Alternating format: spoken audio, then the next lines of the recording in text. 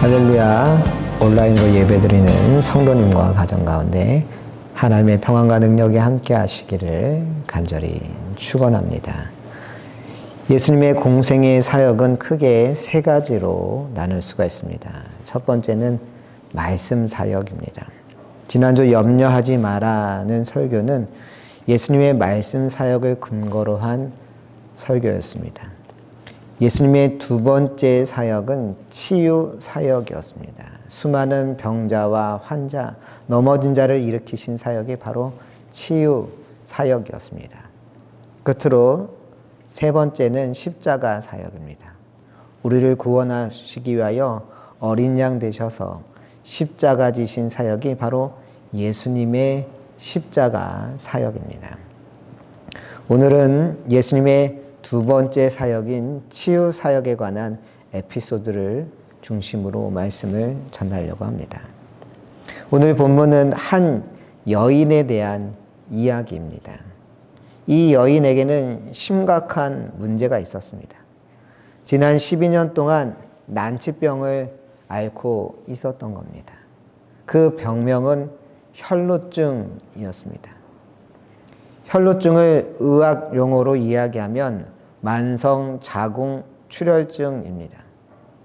자궁 안에 이상이 생겨 규칙적인 여자의 생리 기간 외에도 불규칙적으로 계속해서 피를 흘리는 병이 바로 혈루증인 겁니다. 사실 시도 때도 없이 자궁에서 피가 나는 것만으로도 너무 불편하고 부끄러운 일 아니겠습니까? 물론 남자들은 평생을 가도 여자분들이 이 일로 얼마나 힘들어 하는지 상상도 하지 못할 일이곤 합니다. 하지만 이 여인은 육신의 고통만 받았던 것이 아닙니다. 그녀는 유대교로부터 부정한 사람이라고 하는 낙인이 찍혀졌습니다. 왜냐하면 유대교에서 여인이 자궁에서 피를 흘리는 일은 매우 부정한 일이었기 때문입니다. 레위기 15장 19절 말씀은 이렇게 증언합니다. 어떤 여인이 유출을 하되 그의 몸에 그의 유출이 피이면 이레 동안 불결하니 그를 만지는 자마다 저녁까지 부정할 것이요. 가임기 여성이라면 한 달에 한 번씩 생리하는 것이 당연한 일이지만 성경에서는 그런 이유에서 출혈을 한다 하더라도 7일 동안 불결하다고 했습니다. 불결, 얼마나 가혹한 단어입니까? 신앙적으로 깨끗하지 못하다, 그런 뜻 아닙니까? 더럽혀졌다는 겁니다. 이 얼마나 억울한 일입니까?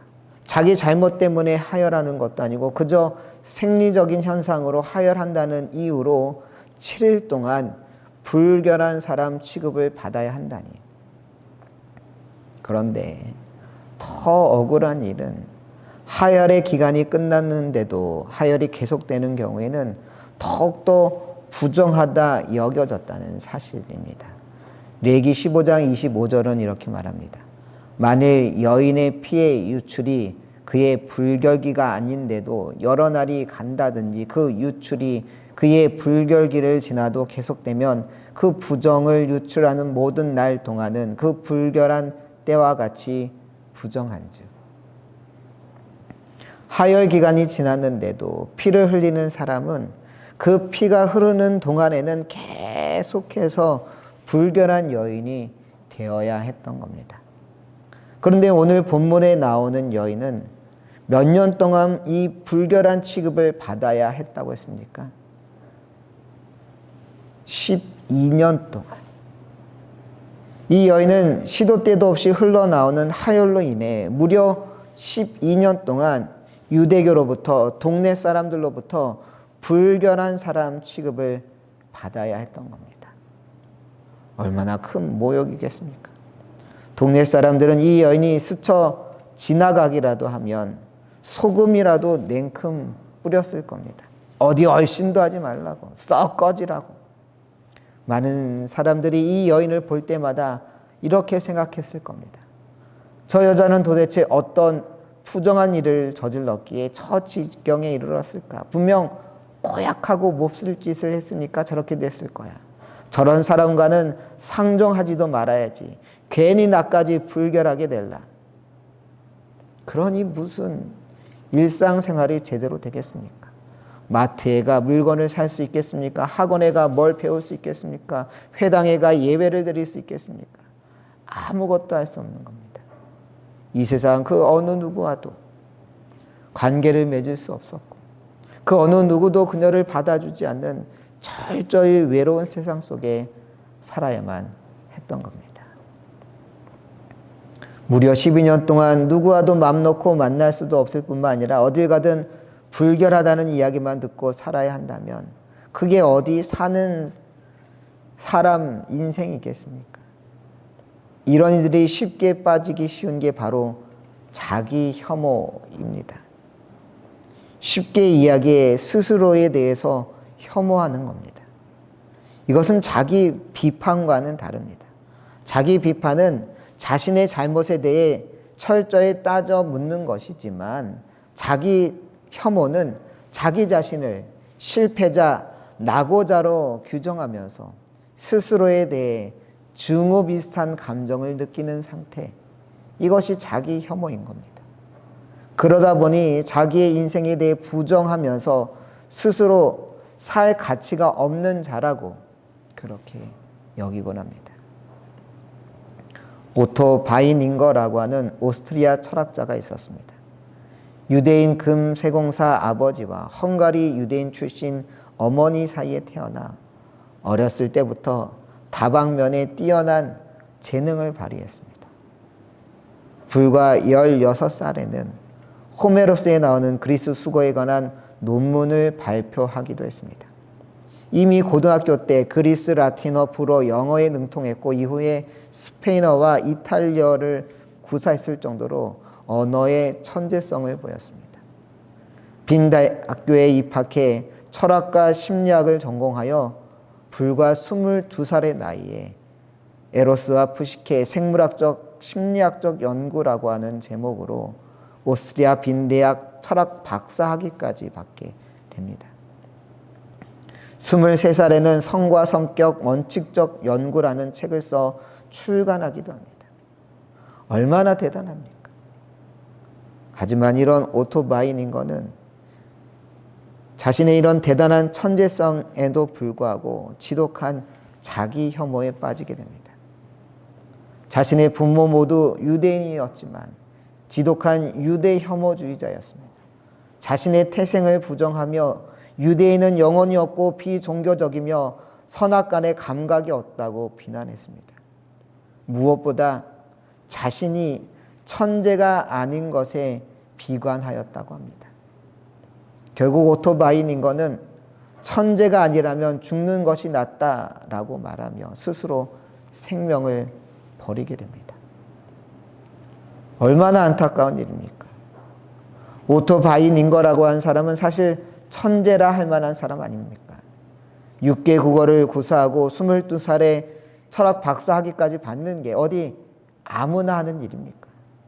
그 정도면 누가 뭐래도 천재라고 할 만하지 않습니까? 더군다나 천재가 좀 아니면 어떻습니까? 천재만 사람입니까? 천재만 살 권리가 있나요? 좀 부족하면 어떻고 평범하면 어떻습니까? 천재임을 인정하지 못한다고 우리 삶이 쓸데없다고 하는 의미는 아니지 않습니까?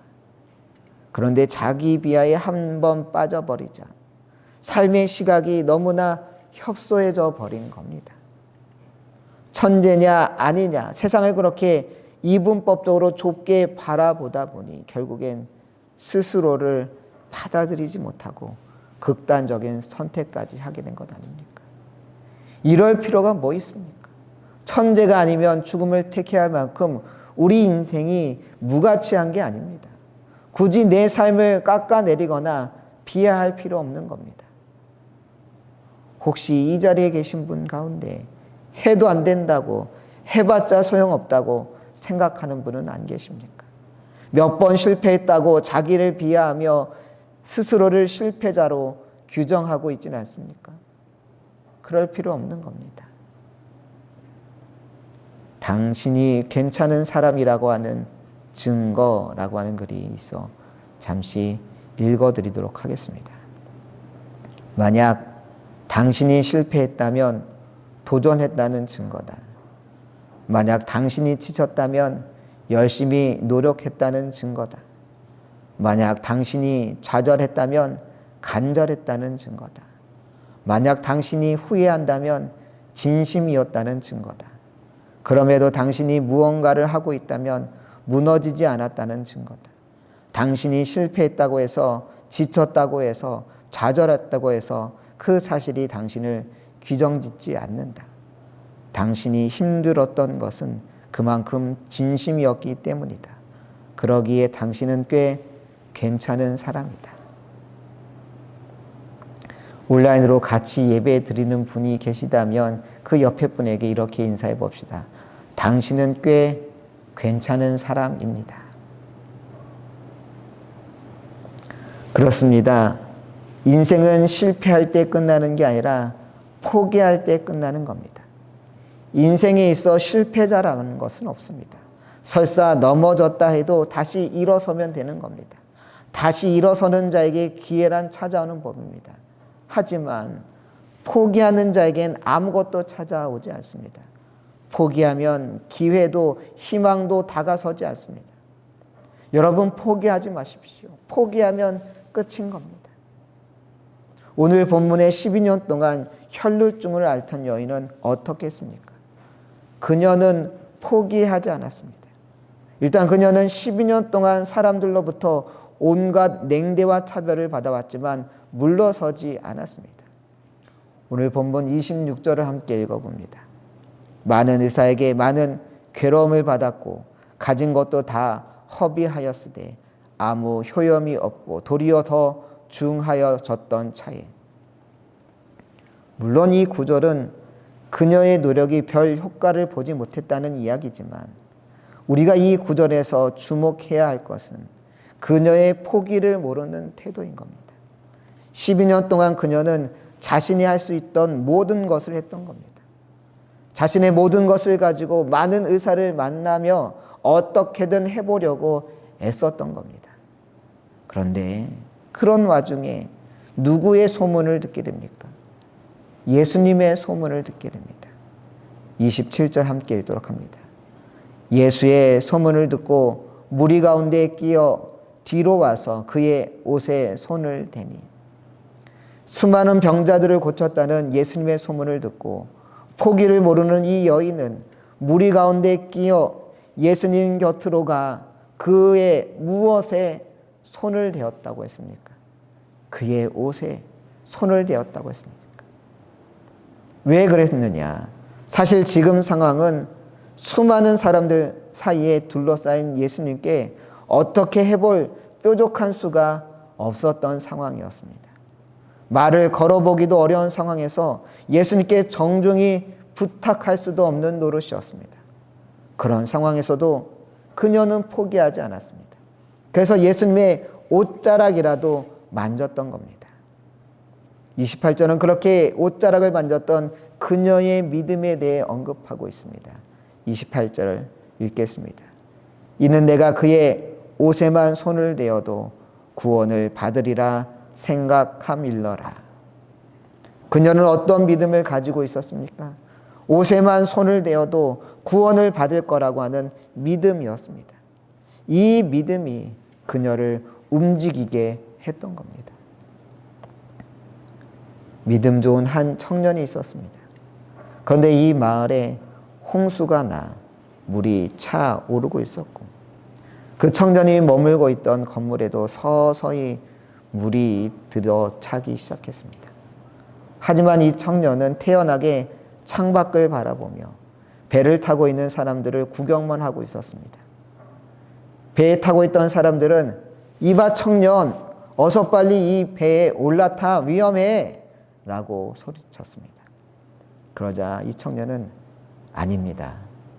저는 주님을 믿습니다. 주님께서 저를 구원해 주실 것을 믿습니다. 라고 대답했습니다. 어느새 물이 차올라 1층까지 차게 되었고 하는 수 없이 그 청년은 2층으로 올라가야 했습니다. 이때 또 다른 배가 다가와 사람들은 외쳤습니다. 이봐 청년, 이제 진짜 시간이 없어. 그러다 큰일 나. 빨리 배에 옮겨 타. 하지만 이번에도 청년은 아닙니다. 저는 주님을 믿습니다. 주님께서 저를 구원해 주실 것을 믿습니다. 라고 대답할 뿐이었습니다. 물이 계속 불어나 결국 이 청년은 지붕 꼭대기까지 올라가야 했습니다. 다행히도 헬기가 도착하여 그의 머리 위를 선회하며 구조원들이 로프를 던지며 외쳤습니다. 거기 청년, 빨리 로프를 잡아. 더 이상 머뭇거릴 틈이 없어. 하지만 이번에도 청년은 말했습니다. 아닙니다. 저는 주님을 믿습니다. 주님께서 저를 구원해 주실 것을 믿습니다. 결국 이 청년은 어떻게 되었을까요? 물에 빠져 익사하고 말았습니다. 이후 천국문 앞에서 청년은 사도 베드로를 만나게 되었습니다. 청년은 도저히 믿을 수 없다는 태도로 따지듯 말했습니다. 어떻게 그럴 수가 있죠? 저는 도저히 이해할 수가 없네요.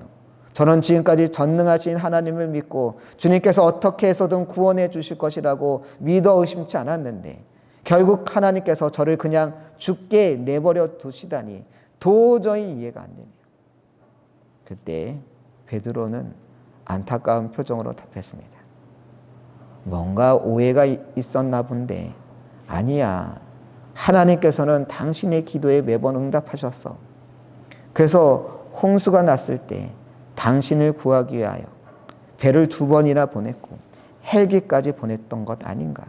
그런데 왜 자네가 2번이나 배에 타지도 않고 헬기에도 타지 않았는지 오히려 도저히 이해가 가지 않네. 무슨 이야기일까요?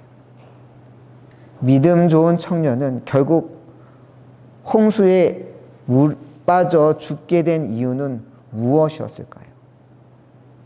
그것은 하나님의 뜻을 오해하고 있었기 때문입니다. 그냥 가만히 있으면 놀라운 기적과 은총이 일어나 자연히 자신의 목숨이 구해질 것이라고 착각했던 겁니다. 하나님께서 배를 통해 헬기를 통해 구원의 은총을 허락하셨지만 그것이 하나님의 응답인 줄 깨닫지 못하고 뭔가 초자연적인 기적만이 응답이라고 오해했던 겁니다. 그렇습니다. 믿음이란 단순한 관념 혹은 생각이 아닙니다. 믿음이란 사과나무 아래에서 사과가 떨어지길 무작정 기다리는 것이 아닙니다. 참된 믿음이 있다면 그 믿음으로 오늘 우리의 삶이 달라져야 하는 겁니다. 만약 12해 동안 혈루증을 앓던 여인이 예수님이 많은 사람들에 둘러싸여 있어서 도저히 그 옷자락을 만질 수 없다고 지레 짐작하고 자신의 믿음을 포기해 버렸다면 어떤 일이 일어났겠습니까? 아무 일도 일어나지 않았을 겁니다. 주님의 옷자락만 만져도 자신이 나을 거라는 믿음을 가지고 구체적으로 예수님의 옷자락을 만졌기 때문에 이 여인은 놀라운 기적을 경험했던 겁니다. 그렇게 여인이 예수님의 옷자락을 만져 놀라운 기적을 경험한 이후에 예수님은 자신의 옷에 누가 손을 대었는지 물으셨습니다. 그러자 여인은 자신에게 이루어지는 일을 알고서 예수님께 그 모든 일을 아뢰게 됩니다. 그때 예수님은 이 여인에게 어떻게 하셨을까요? 어떻게 내 허락도 없이 옷을 만진단 말인가? 그러고도 네가 낫기를 바라느냐? 이렇게 꾸짖었을까요? 아닙니다. 오히려 반대였습니다. 오늘 본문 34절 함께 읽겠습니다. 예수께서 이르시되 딸아 내 믿음이 너를 구원하였으니 평안히 가라. 내 병에서 놓여 건강할지어다. 여기서 예수님은 이 여인이 어떻게 구원받았다고 하셨습니까? 여인의 무엇이 그녀를 구원하였다 했습니까? 내 믿음이. 그녀의 믿음이 그녀를 구원했다고 인정해 주고 계십니다. 예수님의 옷이 특별해서 치유받은 것이 아니라 그의 옷에 손만 대어도 나을 것이라고 하는 그녀의 믿음 때문에 구원받았다고 말씀하고 계십니다. 더욱이 예수님께서는 내 믿음이 너를 치유하였다라고 하지 않으시고 내 믿음이 너를 구원하였다라고 하셨습니다. 그저 육신의 치료로 그친 것이 아니라 그녀의 영혼까지 영적인 구원을 얻게 되었다는 말씀입니다. 더 이상 사람들로부터 죄인 취급받을 필요 없는 온전히 회복된 육체와 영혼을 가진 여인이라고 주님께서 선포하고 계십니다. 그녀의 믿음은 은혜의 치유뿐만 아니라 영혼의 구원까지 이룬 믿음이었던 겁니다. 그렇습니다. 사람은 사는 대로 믿는 것이 아니라 믿은 대로 살기 마련입니다. 자신이 가진 믿음에 따라 우리는 전혀 다른 인생을 살 수 있습니다. 혈루병 앓던 여인은 자신의 믿음으로 육신이 달라지고 인생이 달라졌습니다. 그렇습니다. 믿음만이 여러분을 구원할 것입니다. 믿음은 우리를 구원의 자리로 인도할 줄 믿습니다. 여러분에게도 이 여인의 믿음이 전해지길 소망합니다. 여러분을 힘들게 하는 사람들의 시선, 실패했던 과거의 경험, 도저히 해결책이 보이지 않는 현실의 문제로 마음을 놓아버리지 마십시오. 다시 일어서십시오. 주님은 일어서는 자와 함께 하십니다. 사도 바울은 고린도후서 4장 8절과 9절에서 말합니다. 우리가 사방으로 오겨쌈을 당하여도 쌓이지 아니하며 답답한 일을 당하여도 낙심하지 아니하며 박해를 받아도 버림받지 아니하며 거꾸로 트림을 당하여도 망하지 아니하고. 왜 그렇습니까? 결국 주님이 함께 하시면 이겨낼 수 있기 때문입니다. 여러분은 어떤 믿음을 가졌습니까? 12년 동안 혈루병 앓던 여인처럼 주님 옷에 손만 대어도 나을 것이라는 믿음을 갖는 여러분 되시길 바랍니다. 그 믿음은 여러분의 육신을 변화시킬 것이며 여러분의 영혼을 구원시킬 줄 믿습니다. 그것은 여러분의 믿음이 대단해서가 아니라 주님께서 여러분의 믿음을 귀하게 인정하시기 때문입니다. 내 미약한 믿음일지라도 그 믿음이 주님 보시기에 합당한 믿음이면 주님께서도 우리를 보시며 내 믿음이 너를 구원하였다고 축복해 주실 줄 믿습니다. 주님께서 우리 인생 축복하실 때 우리 인생의 고난도 그치고 눈물도 사라질 줄 믿습니다. 육신이 치유되고 구원받는 인생이 될 줄 믿습니다. 진정 포기를 모르는 믿음으로 주님의 놀라운 기적과 구원을 경험하는 여러분들 되시길 간절히 축원합니다.